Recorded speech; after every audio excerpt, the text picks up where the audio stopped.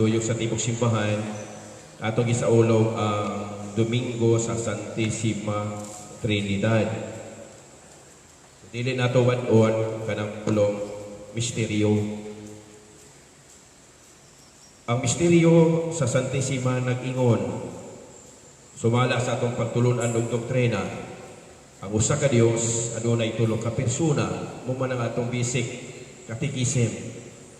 O diha makita nagasumikat o nagasugod nga usa ka Dios adunay tulo ka persona, Amahan, Anak ug Espiritu Santo.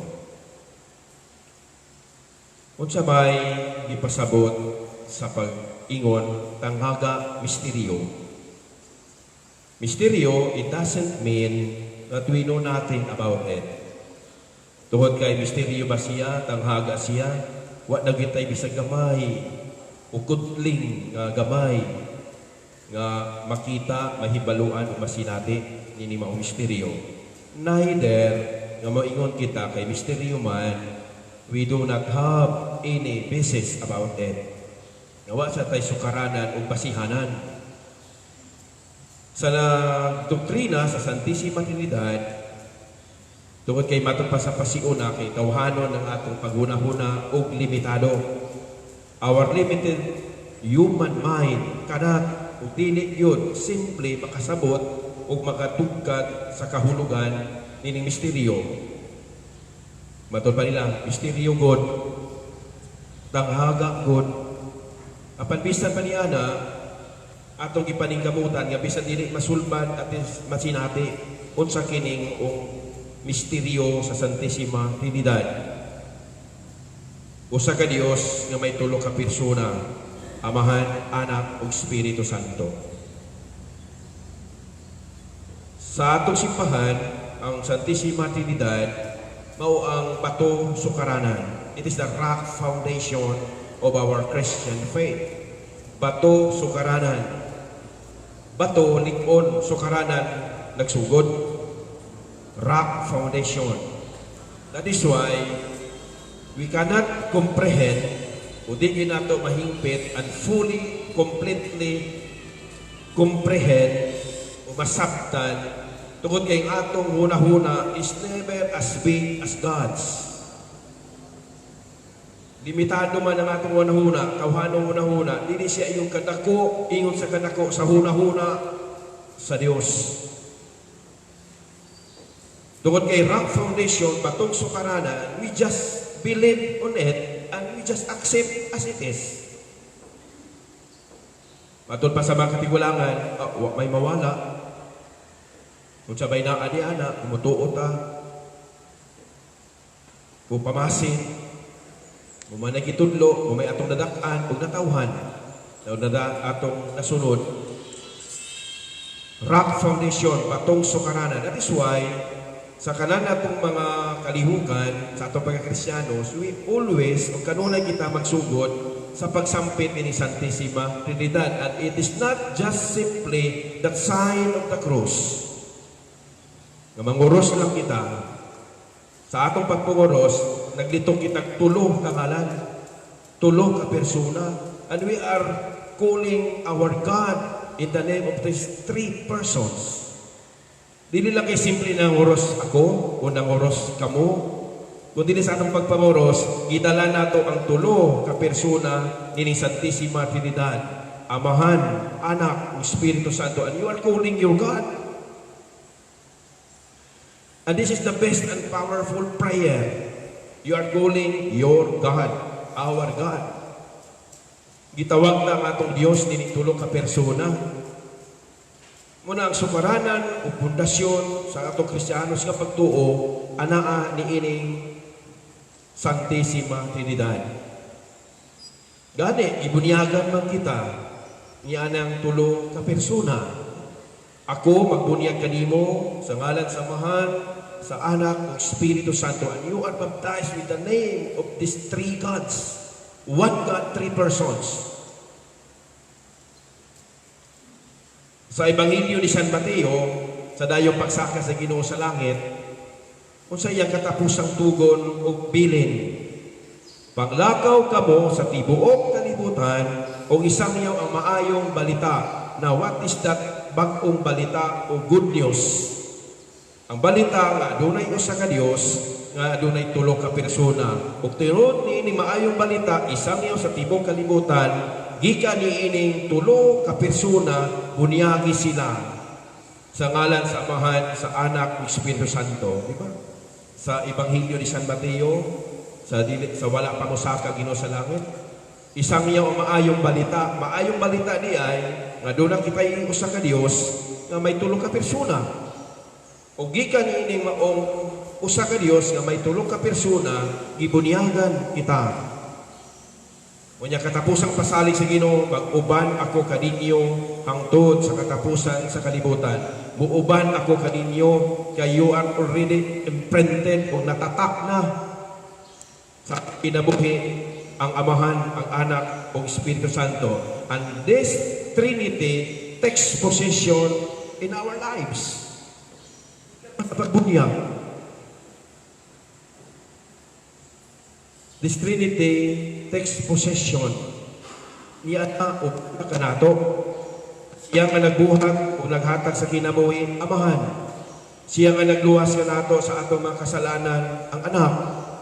Ang tigbalaan, tiglamdag, tigpanalipod, ang Espiritu Santo. O niya kining tulo, ania uban kanato. Muna sa Panginoon sa Ginoo, ako mag-uban kaninyo.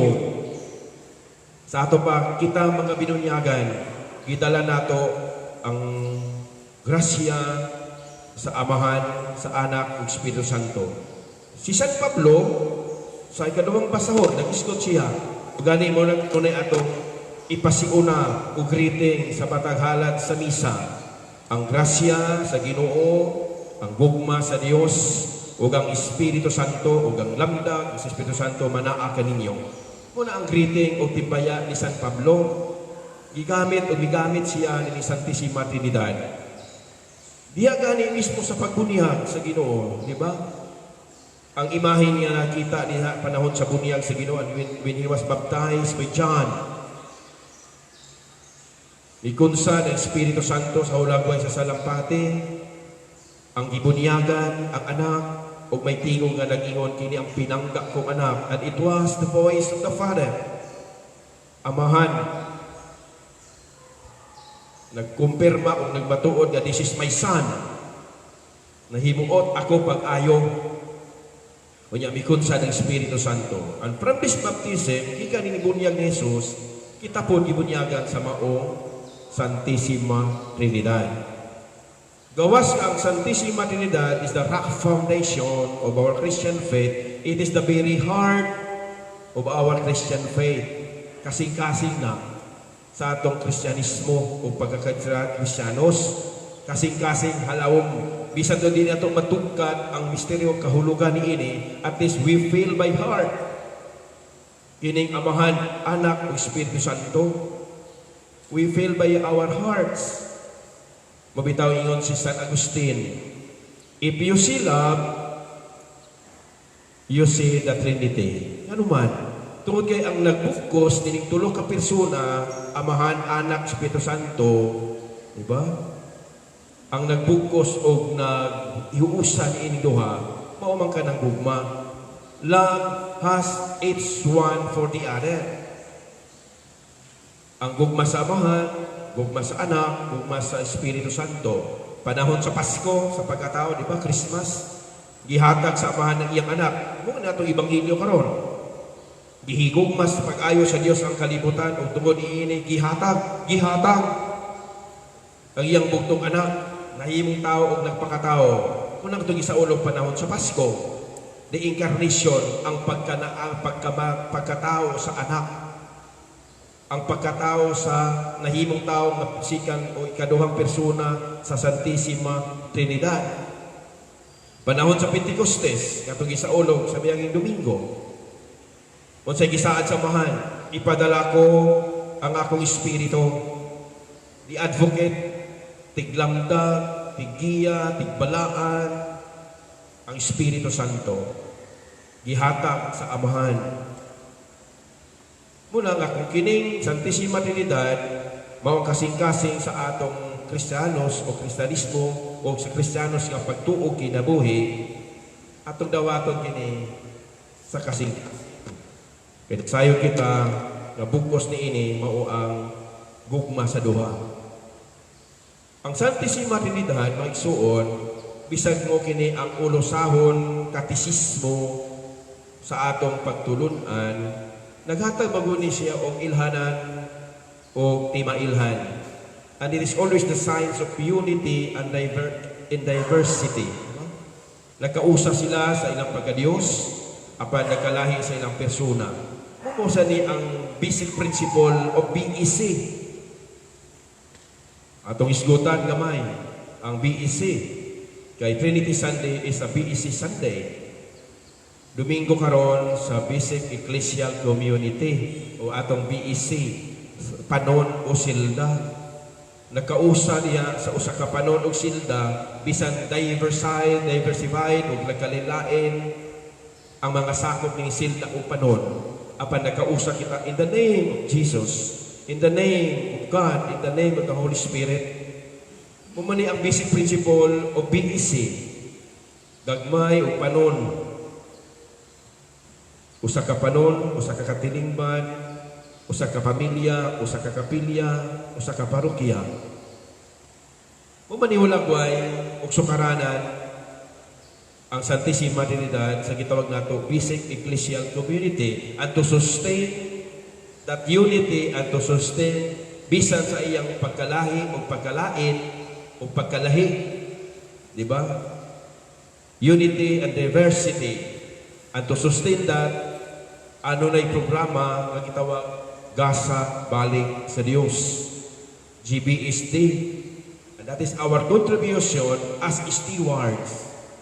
Ato bang kalambigitan, ingon nga mga pinialan, steward, pinialan, sa grasya o sa mga resources ba nga gihatagan nato sa Dios, and we have to share something sa gitawag nato Gasa Balik sa Dios. Salamat sa kinabuhi, salamat sa pamilya, salamat sa kinayahan, salamat sa mga tao, salamat sa simbahan, salamat sa time, talent, treasure.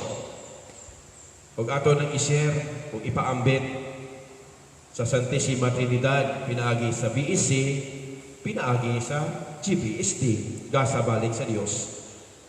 Katapusan, Santissima Trinidad and COVID-19. Ano man kita panahon sa krisis o gitawag na ito pandemic of COVID-19? What is that amahan o kinsa baning anak o Espiritu Santo sa COVID-19? Anya kita sa pagsulay sa atong panahon karon. Santissima Trinidad naghatag og espiritu sa panagiusa. Muna nga panahon karon sa pag-iusa. Tibuok kalibutan, dili lamang atong nasod, ngunit tibuok kalibutan na biktima aniya sa krisis sa COVID-19.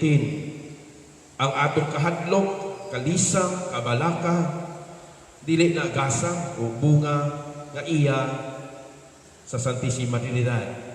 Kung sa may gasa sa Santissima Trinidad, pagsalig, pagtuo, o kanunay nagibalik-balik sa Ebanghelyo, ayaw kahadlok. Tinuod, tawanon pagbati, kahadlok o kalisang. Apan espirituhanon pod nga kahimtang o espirituhanon kinabuhi, damor nga atong hugtan, bugkuson ang atong pagtuo, pagsalig, pagkahiusa ni ining Diyos. Kinsa may atong sandigan o duulon, panahon sa krisis o sa kalison o pagsulay, inabi na karon. Muduol ba kita ni doktor?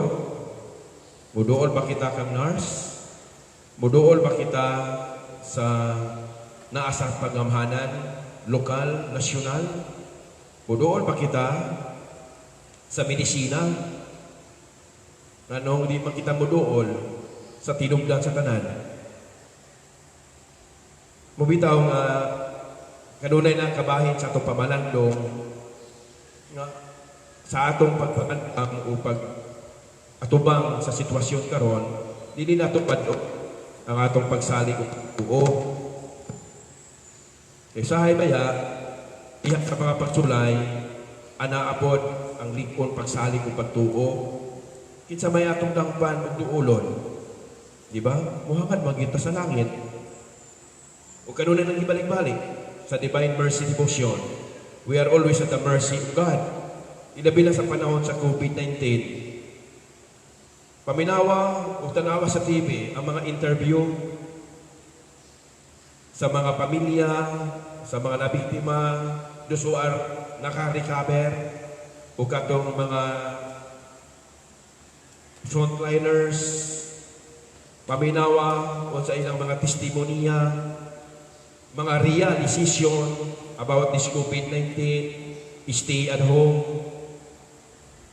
walay buhaton, walay trabaho na, gutom, kapitos, kalisod, kawadon, mga igso na itong mga OFW, dili lang kita ang nabalaka nila, sila po'y nabalaka, kanato din he.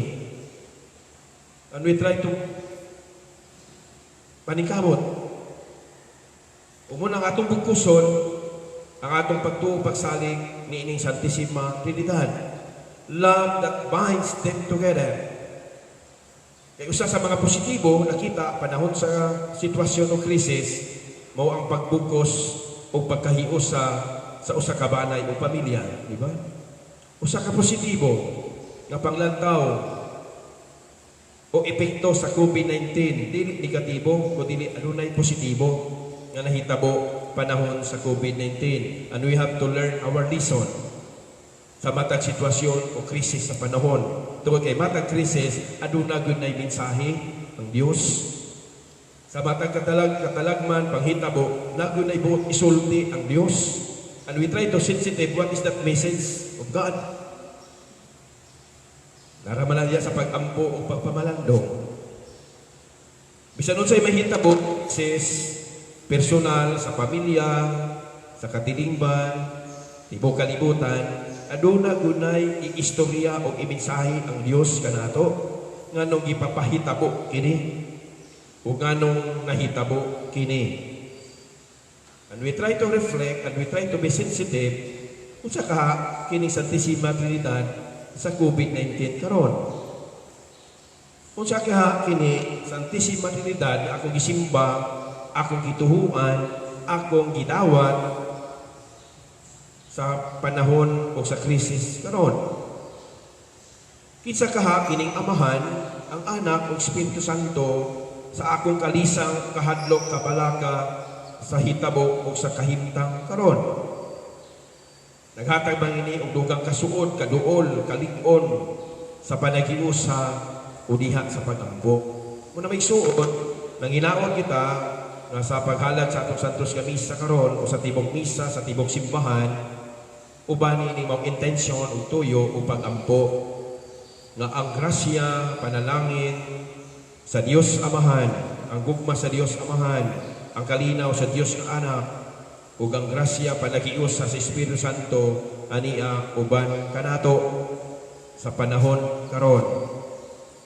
And we are praying that this Holy Trinity will remain and take possessions on us. Padayon ang iyang grasya kanato sa panahon karon. Inaot-aot ta. Palihog manindong ang tanan. atong lingonon ang atong pagtuo, kitang tanan, nagatuo